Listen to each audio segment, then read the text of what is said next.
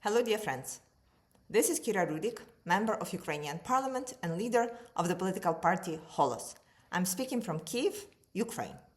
Today, we'll talk about NATO Summit that happened in Ankara, Turkey, and its influence on Ukraine, United States, and European countries.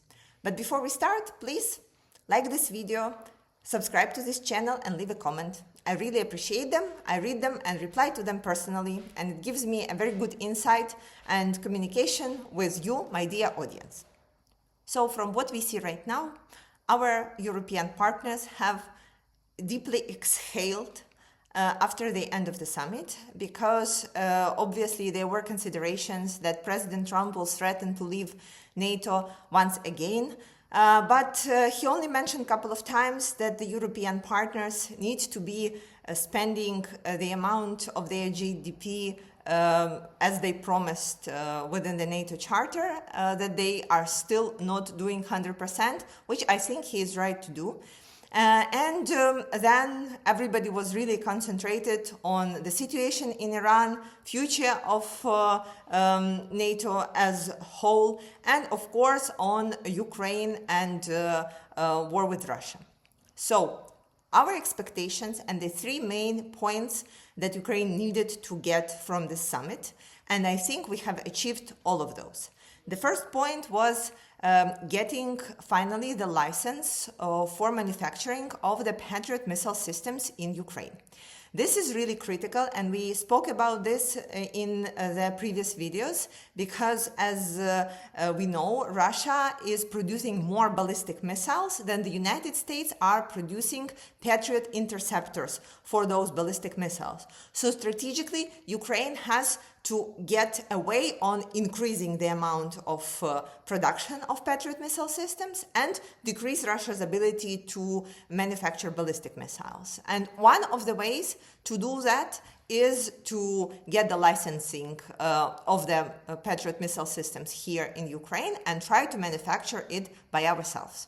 As of right now, it is unclear when this licensing will be given to Ukraine and how much time would it take for us to learn and manufacture the first batch. From different partners, from different friends and experts, I hear that we can do it within 1 year. Some says we can do it within 5 years. But the truth is, we need to start somewhere and have this as a crucial strategic goal, because we understand that only to fix the issue tactically would not solve it for us to be able to defend ourselves. Moreover, an ability to provide this air defense solutions for ourselves would be that security guarantees that we kept constantly asking from our partners in the United States, in Europe. Right now, I think everybody realizes that the only security guarantees that a country can provide for themselves is an ability to defend themselves. And this capacity is the only real security guarantees. If at the time of need, everybody comes to your aid, that's great. But if that doesn't happen, you need to be able to rely on yourself. This is what Ukraine tries to do, and this is why this is a huge thing. On the downside, right now we only have it in President Trump's statement, which we know sometimes do not get to the really execution phase. So let's hope that within the next couple of months, we will get the real confirmation and the process will move on. But all in all, positive news, huge. On the downside, speaking of President Trump, the question that he asked President Zelensky, would you come for negotiations to Moscow, which duplicating Putin's question, would Zelensky come to Moscow, was really upsetting, because it seems that President Trump didn't learn that we are not going to capitulate and not going to play Putin's hand. And I really like, even as an opposition member of parliament, I really like how President Zelensky answered it. This is his strong side, being able to quickly find a really badass answer. And he said that he cannot come to Moscow because it's dangerous there because of many Ukrainian drones. True and politically correct. Now, moving forward, number two, on NATO Summit goals was getting financial support for Ukraine's defense in collaboration with our partners. So there has been 80 billion pledge from NATO members countries to support Ukraine's defense, also to cover some of the expenses for air defense systems, and overall generating more mutual defense. What bothers me here is that we still think that our partners are innovating really slowly, and that they are still spending money on some technologies that are obsolete. And we have seen this during Iran's attack on the Gulf states. And so to be able to really rely on the NATO countries, even for the NATO countries, it is critical that everybody innovates sort of at the same pace. So like it's not somebody still using like cavalry and the other ones are flying on drones, because I believe both would not work well together.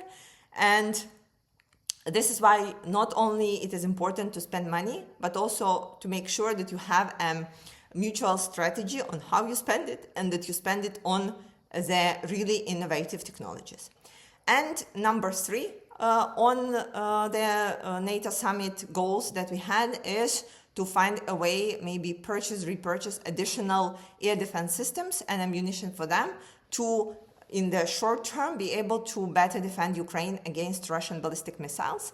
It seems that we have achieved this goal, and we really hope that moving forward, like within the next couple of weeks, we will feel much better going to bed every single evening, because obviously, as they always do, Russia has intensified their attacks.